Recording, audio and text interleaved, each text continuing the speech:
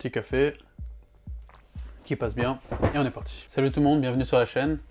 Je m'appelle Valentin et sur cette chaîne vous retrouverez toutes les actualités de la compagnie Tesla, mais aussi Elon Musk et toutes ces compagnies qui se passent dans le monde aujourd'hui concernant les véhicules électriques, l'énergie solaire et toutes ces avancées technologiques en incluant bien évidemment l'intelligence artificielle. Toutes ces avancées technologiques qui vont dramatiquement changer le monde. Et on va commencer de suite avec l'actualité de Tesla. Le prix de Tesla qui, après la session d'hier, a fermé à 205,76 $, qui est en chute de 3,14%. Tesla stock continue d'être vachement volatile. Il me semble qu'il y a peut-être 2 semaines de ça, on était à 270, 260 $, et là on est redescendu à 205 $. Ça peut paraître énorme, mais en tant qu'investisseur, pour ma part, je vois ça comme une énorme opportunité. Comme ce qui s'est passé décembre dernier, le prix d'une part de Tesla était descendu à 101 $. Ouais.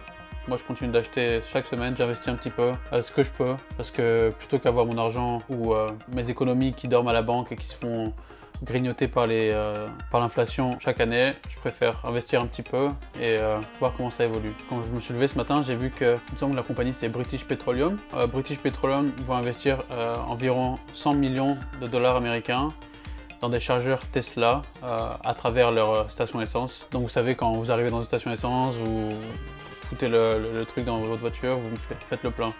La BP veut installer des superchargeurs Tesla pour pouvoir satisfaire les clients avec des voitures électriques. Sachant que Tesla a le meilleur système et les meilleures infrastructures à travers le monde au niveau de chargement. Et je trouve que c'est quelque chose de super intéressant pour BP et aussi pour Tesla.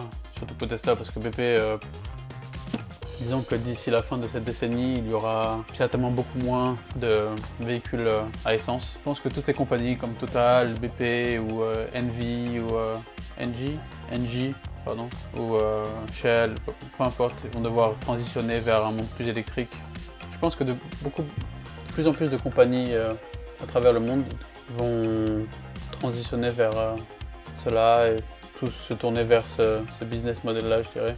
Aussi sur Twitter, il y a Sawyer Merritt, c'est une personne qui pose des informations sur Twitter.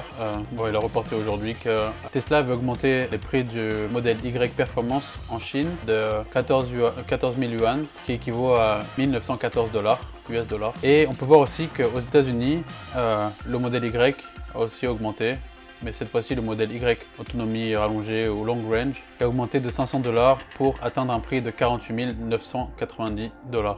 La force que Tesla a, c'est qu'ils sont capables d'ajuster leur prix en fonction de la demande, en fonction de ce qui se passe au niveau de l'économie mondiale, au niveau des taux d'intérêt, etc. Les clients sont enclins à moins dépenser quand ça leur coûte plus cher.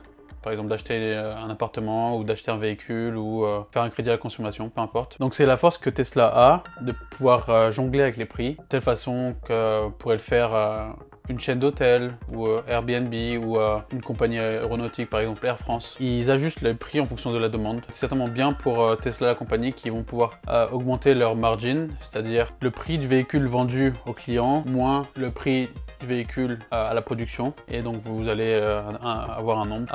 Il me semble que le quart dernier, 3 derniers mois, Tesla a reporté avoir environ 17,3% de margin, qui est en baisse comparé au début de l'année ou à l'année dernière.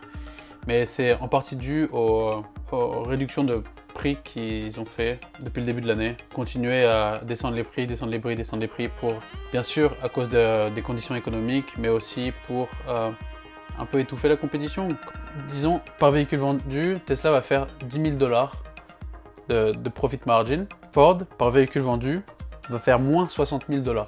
C'est juste que les autres compagnies ne peuvent pas faire la même chose parce qu'ils sont déjà pas profitables au niveau de leur vente de véhicules électriques. Ils ne peuvent pas se permettre de baisser les prix comme Tesla le fait. Et donc forcément, quand il y a un écart de 15 000 $ entre un véhicule Ford et un véhicule Tesla, et que la technologie est bien meilleure et que les Tesla Superchargers sont bien plus présents aux États-Unis que la compétition, le choix est vite fait. Tesla Cybertruck va peser plus de 4 tonnes, ce qui paraît énorme. Le corps du véhicule est constitué totalement de stainless steel. Donc si on arrive à avoir un truck, un pick-up truck ou un triangle sur roue qui peut nous conduire d'un point A à un point B séparé par une distance d'environ 800 km en une seule charge. Bien sûr, ça dépendra des conditions climatiques, ça dépendra de la vitesse à laquelle tu roules, ça dépendra du taux de charge que tu auras dans ton véhicule. Mais 800 km, ça fait quoi? Ça fait un Marseille-Paris quelque chose comme ça, en une seule charge. Donc le matin, tu prends ta voiture, tu conduis 10 heures, 9 heures, tu arrives à Paris, tu mets ta voiture à charger, fini. Pas de problème, tu n'as pas besoin de t'arrêter sur la route. Bon, il faut s'arrêter toutes les 2 heures. Mais vous voyez ce que je veux dire. Cette technologie évolue à une vitesse incroyable. On va avoir des véhicules qui vont sortir ou qui sont déjà sortis, qui vont avoir à peu près 500 km d'autonomie. Et d'ici 5 ans, il y aura des véhicules la plupart des véhicules auront 800 km d'autonomie ou peut-être des voitures citadines qui auront 300 km, 400 km d'autonomie. Mais quand vous habitez dans une ville, si vous achetez une voiture électrique et que vous pouvez la charger à la maison, ou la recharger chez vous, ou alors s'il y a une petite batterie, je pense que c'est largement suffisant. Et par exemple s'arrêter pour un café ou s'arrêter pour aller faire les courses, mettre le véhicule en charge ne serait-ce que 30 minutes et avoir plus de 50% de charge, c'est même plus besoin de réfléchir quoi.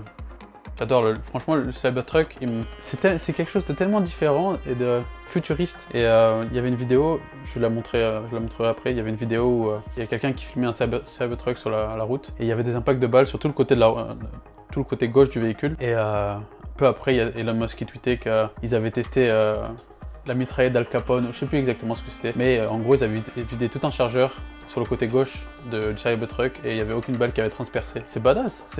Disons que tu es le président de la République française et que tu te trimbales à Paris, tu peux faire une bonne publicité à Tesla en te baladant avec un Cybertruck qui est par balle.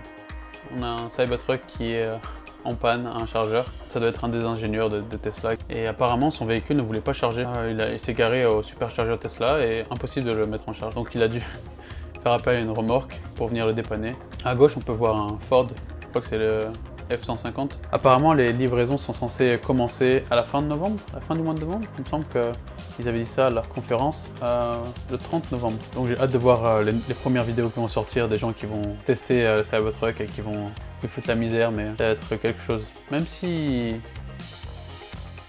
beaucoup de personnes ne vont pas être intéressées par ce pick-up parce qu'ils n'en ont pas l'utilité, parce qu'ils trouvent ça moche, peu importe. Ils vont se demander, mais qu'est-ce que c'est ça? C'est bizarre. Oh, c'est une Tesla. Ça c'est Tesla, ça c'est un véhicule électrique.